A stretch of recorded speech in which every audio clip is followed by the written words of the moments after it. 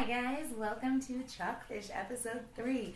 I'm trying a different setting this week and working on lighting and sound, so we'll see how it goes.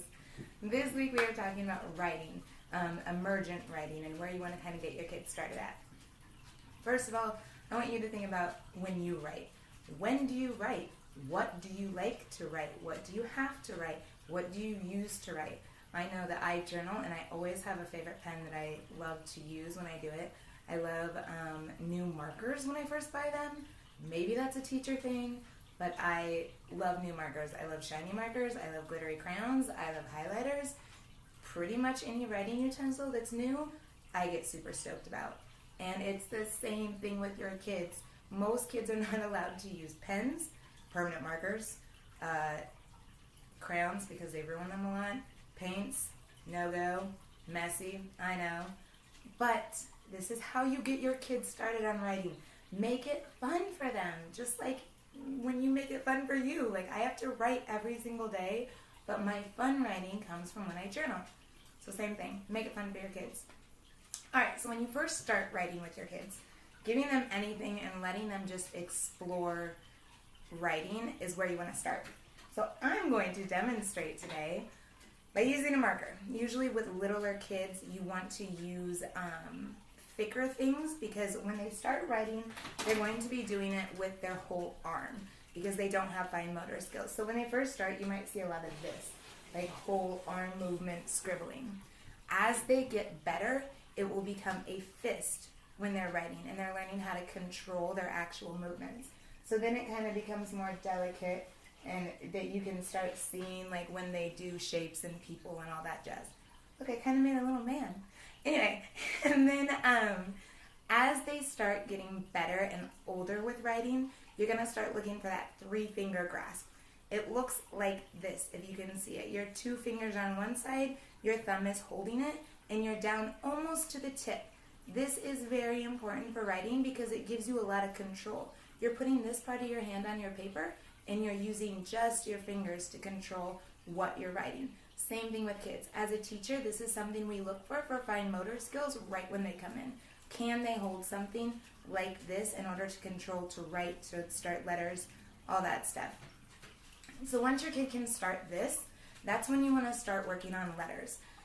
You can start with, just like I said before, with learning your letters, connecting that letter to an actual thing. So writing A, and then saying, oh, look, you made an A.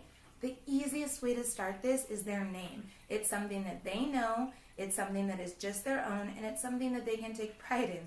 And if you start seeing their name pop up on random things around the house, at least you know that they're learning how to write it.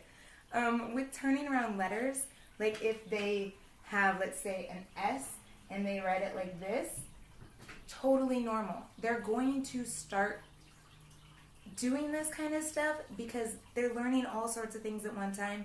This is normal. If they, oh man, according to this, it looks right to you and wrong to me. Anyway, backwards S on my paper is totally normal. Don't freak out about it. As long as they can still tell you that's an S, totally okay. It's gonna be one of those developmental things that they start changing with time. Oh, and then after they learn their name, start doing other things that they get really excited about. I know year after year, the first thing that my kids love to learn how to write is I love you. 3 simple words, not that complex, and they will write it on everything. When a child finally has those tools to be able to write something like I love you, they start to love to write because in a child's mind, they want to be able to write you cards and write people that they love things. And usually around age 4 or 5, they just love to write I love whatever, anything. I mean, they just take so much pride in writing I love you, and it means a lot to them to be able to give that to you. So help them write things like that. Your name or mom, dad, aunt, uncle, whoever is important to them, dogs' names, cats' names, whatever. Also great things to start working with your child on writing. It's important to them. And that's what you want to make writing. You want to make it fun. You want to make it meaningful for them. And like I said, use different things. You let them use highlighters. Let them use markers. My kids always ask me, can we use markers or do we have to use crayons?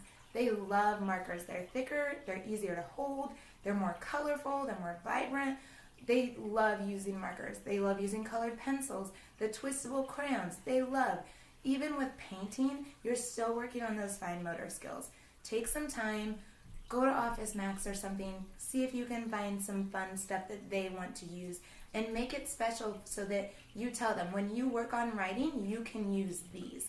So like my kids, if I want them to write a long story, I give them a fun pencil to use.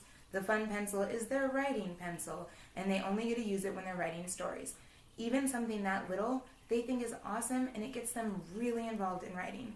So let your child explore it. There is no perfect way to start learning all this stuff. It's just exposure and experience. Make it fun, make it meaningful, and do it with your kid. Maybe you guys can write together, and it'll be a little bonding experience. That is all I have for you this week. I'm trying to keep it short and sweet. Please give me more suggestions on what I can work on, what you want to hear back. And if you have something that works for you in writing or that your kids love to do, feel free to put it in the comment box and let other people know too. Like I've always said, I do not have all the ideas. I'm just trying to give you a couple. So reach out to other families, reach out to other parents, teachers, see what they say for writing and see what their experiences are. Thanks again this week, guys. And next week, we will be talking about the number one thing that you need to do with your child. I wonder what it is. Have a good week, guys. Bye.